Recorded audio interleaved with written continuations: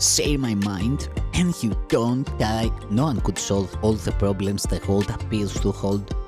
They seem to be on so many levels, in such varying forms and with such varied content, that they confront you with an impossible situation. Dismay and depression are inevitable as you regard them. Some spring up unexpectedly, just as you think you have resolved the previous ones. Others remain unsolved under a cloud of denial and rise to hunt you from time to time only to be hidden again but still unsolved. All this complexity is but a desperate attempt not to recognize the problem and therefore not to let it be resolved. If you could recognize that your only problem is separation, no matter what form it takes, you could accept the answer because you would see its relevance. Perceiving the underlying constancy in all the problems that seem to confront you, you would understand that you have the means to solve them all. And you would use the means because you recognize the problem. In our longer practice periods today, we will ask what the problem is and what is the answer to it. We will not assume that we already know.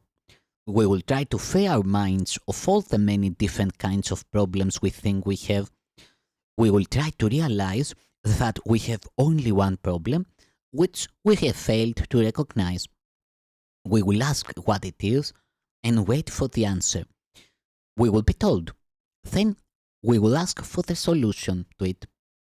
And we will be told. The exercises for today will be successful to the extent to which you do not insist on defining the problem. Perhaps you will not succeed in letting all your preconceived notions go, but that is not necessary. All that is necessary is to entertain some doubt about the reality of your vision of what your problems are. You are trying to recognize that you have been given the answer by recognizing the problem so that the problem and the answer can be brought together and you can be at peace. The shorter practice periods for today will not be set by time but by need. You will see many problems today, each one calling for an answer. Our efforts will be directed towards recognizing that there is only one problem and one answer. In this recognition are all problems resolved. In this recognition there is peace. Be not deceived by the forms of problems today. Whenever any difficulty seems to rise, tell yourself quickly, let me recognize this problem so it can be solved. Then try to suspend all judgment about what the problem is.